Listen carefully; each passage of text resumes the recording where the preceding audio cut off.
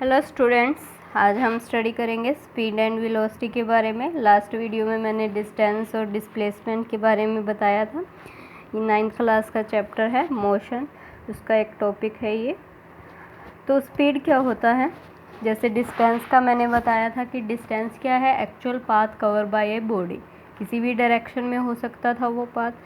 और डिस्प्लेसमेंट क्या था कि शॉर्टेस्ट डिस्टेंस जो थी दो पॉइंट्स के बीच में, डेफिनेट पॉइंट जो हमने लिए थे उनके बीच में जो डिस्टेंस थी, कम से कम डिस्टेंस, उसको हम क्या बोलते थे, डिस्प्लेसमेंट। अब यहाँ स्पीड की बात करें तो स्पीड जो होती है वो डिस्टेंस ट्रेवल बाय बॉडी, किसी भी बॉडी के द्वारा जो डिस्टेंस ट्रेवल की जाती है उसको हम क्या कहते हैं, यूनिट टाइम इंटरवल के अंदर और किसी भी डायरेक्शन में हो, डायरेक्शन कोई भी हो सकती है, तो उसको हम क्या बोलते हैं, स्पीड। अब स्पीड जो है वो क्या है, डिस्टेंस ट्रेवल है, किसमें, यूनिट टाइम के अंदर। अब स्पीड जो है इसका फॉर्मूला क्या लेके चलेंगे, distance cover by body upon time taken, कि जो डिस्टेंस उसने कवर की है उसको कवर करने में उसको कितना टाइम लगा है। तो अगर हम बात करें स्पीड की, तो यहाँ पर जो डिस्टेंस, सपोज़ किया मैंने, एक कोई पर्सन है वो यहाँ से यहाँ गया, तो उसने x डिस्टेंस कवर की t टाइम इंटरवल में, तो यहाँ पर जो हमारा स्पीड है वो क्या हो जाएगा, डिस्टेंस अपॉन टाइम। तो ये हमारे पास फॉर्मूला है किसका, स्पीड का। यहाँ पर अगर मैं यूनिट की बात करूँ, किसकी यूनिट, स्पीड की यूनिट, तो मीटर को हम मेज़र करते हैं, इसको डिस्टेंस को हम मेज़र करते हैं मीटर के अंदर, टाइम को हम मेज़र करते हैं सेकंड में, तो हमारे पास यूनिट हो जाएगी मीटर सेकंड। तो यहाँ पर इसको ऐसे लिख सकते हैं, मीटर पर सेकंड या मीटर पर सेकंड। तो ये हमारे पास यूनिट है किसकी, स्पीड की। उसके बाद अगर मैं बात करूँ तो स्पीड जो है वो, जैसे डिस्टेंस हमारी क्या थी, एक स्केलर क्वांटिटी थी, उसमें कोई डायरेक्शन नहीं थी, ओनली मैग्नीट्यूड था। उसी तरह से स्पीड हमारी क्या है, एक स्केलर क्वांटिटी है, कि इसकी सिर्फ क्या होती है,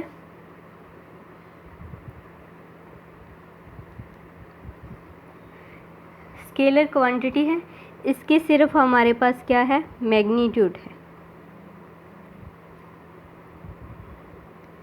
इसकी डायरेक्शन नहीं है।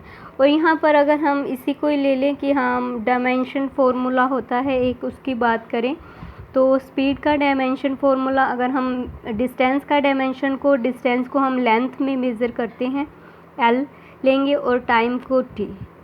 और तो यहाँ पर हमारे पास एम होता है मास के लिए, तो एम तो है नहीं, 0, L1 T-1, ये हमारे पास स्पीड का डायमेंशन फार्मूला है।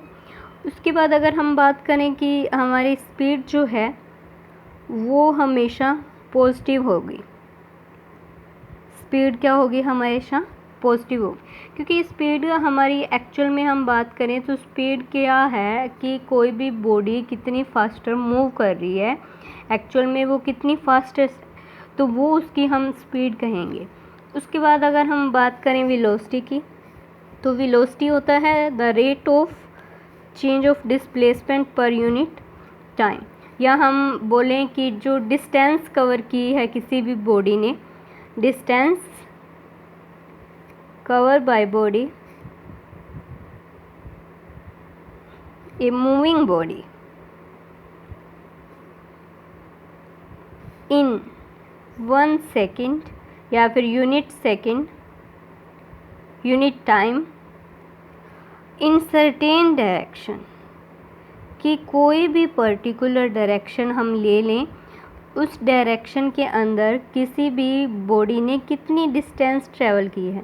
क्योंकि हमें पता है जो डिस्प्लेसमेंट होती है वो क्या होती है, वैसे तो हम यहाँ वेलोसिटी में सिर्फ डिस्प्लेसमेंट लेके चलते हैं, लेकिन डिस्प्लेसमेंट जब हम डिस्टेंस के साथ कोई भी डायरेक्शन को ऐड कर दें तो उसको भी हम क्या बोलते हैं, डिस्प्लेसमेंट। तो यहाँ मैंने डिस्टेंस बोला, लेकिन यहाँ पर मैंने साथ में क्या ऐड कर दिया, सर्टेन डायरेक्शन, तो वो हमारे पास क्या बन गई, डिस्प्लेसमेंट। तो ये हमारी क्या है, वेलोसिटी। अब उसके बाद अगर मैं वेलोसिटी की बात करूं, फॉर्मूला इसका डिस्प्लेसमेंट अपॉन में टाइम। तो ये हमारे पास वेलोसिटी का फॉर्मूला है। सेम वही कंसेप्ट है, कोई बॉडी यहाँ से यहाँ मूव कर रही है तो उसने जितनी डिस्प्लेसमेंट कवर की उसको हम बोलेंगे उसकी कितने टाइम, यूनिट टाइम इंटरवल में जितनी भी हमारी डिस्प्लेसमेंट कवर की या टाइम इंटरवल में जितनी भी डिस्टेंस कवर की किसी डायरेक्शन के अंदर, तो वो हमारी क्या होती है, वेलोसिटी। अब अगर यूनिट की बात करें तो यूनिट जो हमारी वेलोसिटी और स्पीड की दोनों की सेम होगी। यहाँ पर यूनिट जो है इसको भी हम मीटर, डिस्प्लेसमेंट को भी मीटर में करते हैं, टाइम को सेकंड में, तो मीटर पर सेकंड। लेकिन डिस्प्लेसमेंट हमारी क्या है, वेक्टर क्वांटिटी है।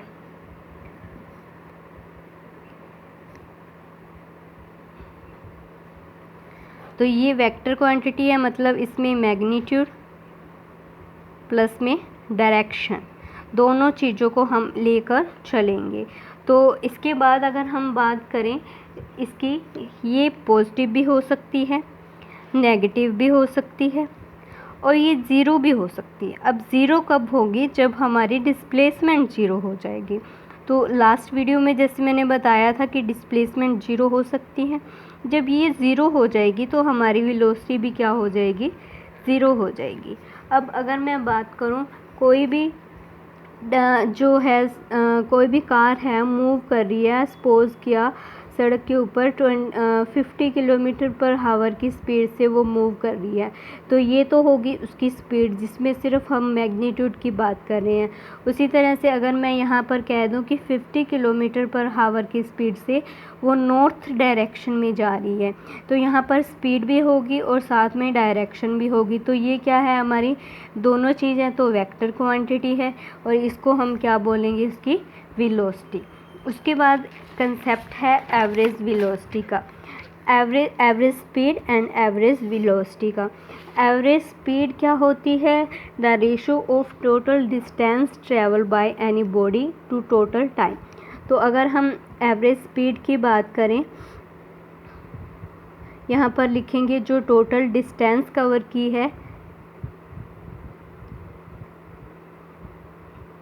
बाय में टोटल टाइम।